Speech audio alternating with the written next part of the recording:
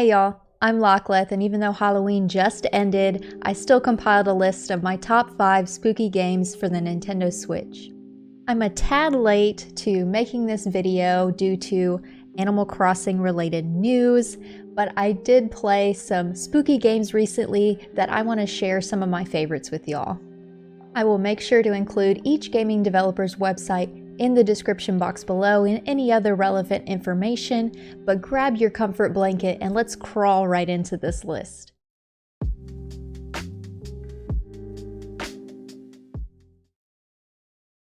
Number 1.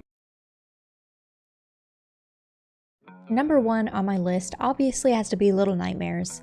This puzzle platformer horror adventure game was something I purchased earlier this year on sale in the eShop. It was developed by Tarsier Studios, published by Bandai Namco Entertainment, and released in 2017. You play as Six, a hungry little girl that has to escape the maw, an iron vessel inhabited by huge monstrous beings. The game begins with Six suddenly waking up from a dream with only a lighter. The object of the game is to escape, so you begin Six's descent into the maw. Side note, you'll encounter little creatures called gnomes, and if you're able to capture one, you can actually hug them.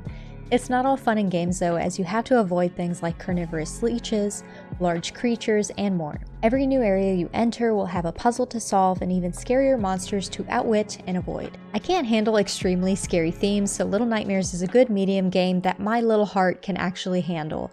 I definitely still get scared, but since this game has puzzles to solve, it distracts my mind a bit. The part that interests me the most about this game is the art style and design. The claymation art style just looks really good in my opinion on the Nintendo Switch. Not all games translate to the Switch very well, but this game does not disappoint. Your first playthrough should take you about 3 to 4 hours to complete, assuming that you don't get stuck somewhere for longer than normal. There really isn't any music to speak of in this game, but there are definite atmospheric noises and sounds you'll hear that will make you more engrossed in the environments. I recommend this spooky game for its 3-dimensional art style and sounds, brain-teasing puzzles, and creepy monsters.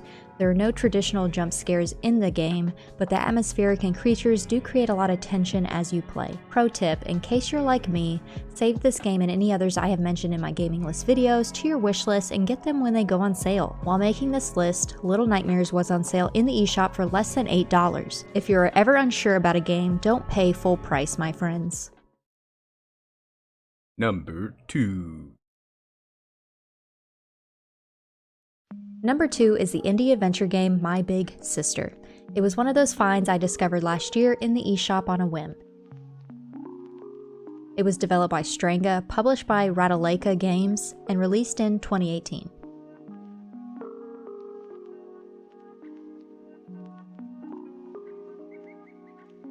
The story begins as a series of strange dreams that you have as Lucia, a sarcastic 12-year-old with a playful sense of humor.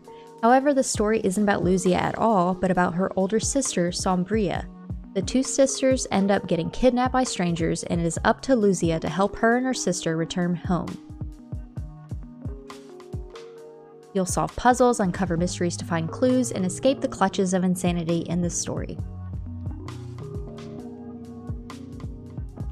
I think my initial interest in this game was due to its pixelated art style and unique storyline. Like I previously mentioned, I can't handle really scary themes, so this seemed like a more tame horror-style game. There is blood and violence in this game, but since it's pixelated, the violence and gore didn't bother me at all. The game should take you about 3.5 hours to complete. It's a short experience, but one that will satisfy you if you're willing to give it the time. I recommend the spooky game due to its art style, simple puzzles, creepy gaming music, and multiple endings to the story. Be sure to take your time while you play, as you will have your work cut out for you to make sure you get the ending that Lucia and Sombria deserve. Number 3. Number 3 on my list is Inside. This puzzle platformer adventure game was developed and published by Playdead and released in 2016. You start the game as a boy sliding down a rocky incline. While running through the forest, you encounter masked guards with flashlights, vehicles with mounted spotlights, and nasty guard dogs. You have to escape the guards and dogs through the foresty terrain until you arrive upon a farm where parasitic worms have caused the pigs to go insane. Finally, you come across an abandoned city where zombie-like people are controlled via mind control. You are able to use the mind-controlled zombies to your advantage as you move deeper into the city to uncover more.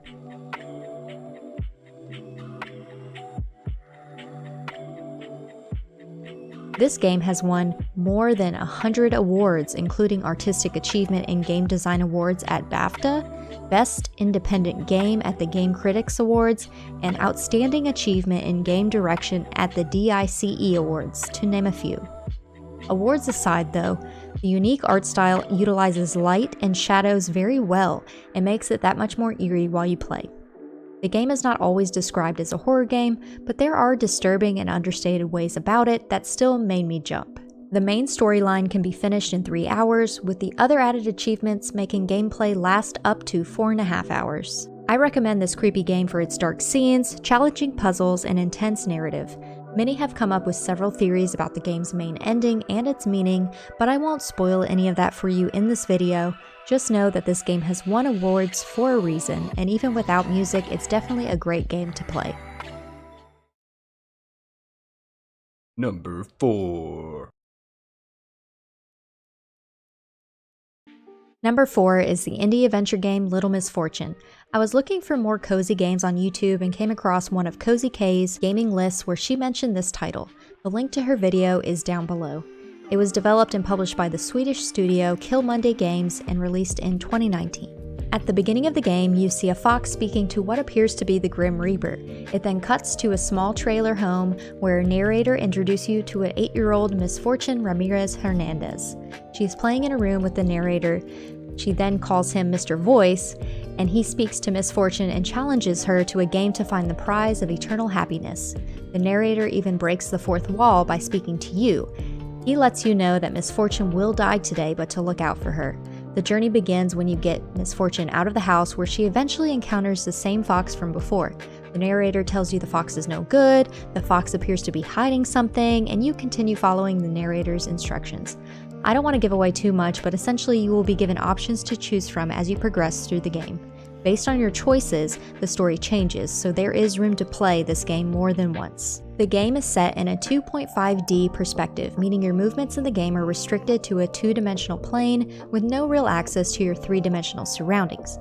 I thought that was quite interesting as I played, but the part that stuck out to me the most was the hand-drawn art style and storybook aspect of the overall game. Natalia Martinson created the art by making the environment and characters look cute, while also sprinkling in some sinister themes. It will take you between 3 to 4 hours to complete. However, since the game changes based on your choices, it can be played multiple times to see other scenes you wouldn't have seen during your first playthrough. I have played the game through several times now, and it's such an easy game to pick up and finish in one evening that I can't help but cozy up on the couch and play it through again and again. I recommend this game for its story, art style, and overall dark humor. The main character may seem like an innocent and naive girl, but she can surprise you sometimes with her profanity, and she's also seen quite a bit for someone her age. However, you'll understand that more when you play. Number 5. Number 5, and definitely the scariest game on my list, is Never Again. This horror first-person quest game was developed by Primary Games and Red Black Spade, published by Primary Games, East Asia Soft, Red Black Spade, and Big Game Publishing, and released in 2017. You'll research locations and puzzles while also plunging into the dramatic story as a 13-year-old girl, Sasha, who suffers from asthma. She wakes up alone in her house and you must help her find her missing brother and parents. She is intelligent and wise beyond her years, but even she has fears and must cope while also trying to find her family.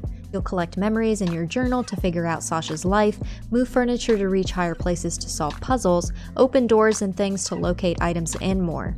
However, lurking under the nightmare's surface is a tale that will stay with you long after you finish the game. Before you begin playing, you will hear a voice advising you to wear headphones as you play for a better experience. I wore my headphones as I played, and it definitely engulfed me into the game and made it even more scary. As I listened to the gameplay again while creating this list, I was reminded of just how unsettling some of the sounds are in the game.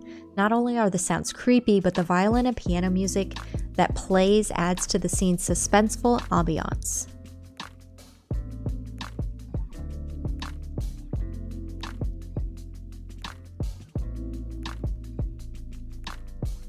The story will take you about 2.5 hours to complete, but finding all the collectibles will stretch your gameplay to about 4 hours. I recommend this scary game for its sound intensities, storyline, and puzzles. I enjoy playing mystery and escape room type of games, so this game is very similar. You will discover that your surroundings will change as you locate new items, and creatures will also appear that you must run from. I'll include a walkthrough below in case you get scared easily like me and need to know what you're getting yourself into before purchasing the game. And that's my list of my top 5 spooky games that I've enjoyed playing on the Nintendo Switch. So this is my third gaming list video that I've created, with more to come in the future. I've definitely enjoyed playing games outside of Animal Crossing, and creating lists like this kind of broadens my gameplay quite a bit. Let me know in the comments below your gaming suggestions, spooky or non-spooky, and I may feature them in a future video. Please like, subscribe, and hit the notification bell so you don't miss out on future videos like this. But thank you so much for watching.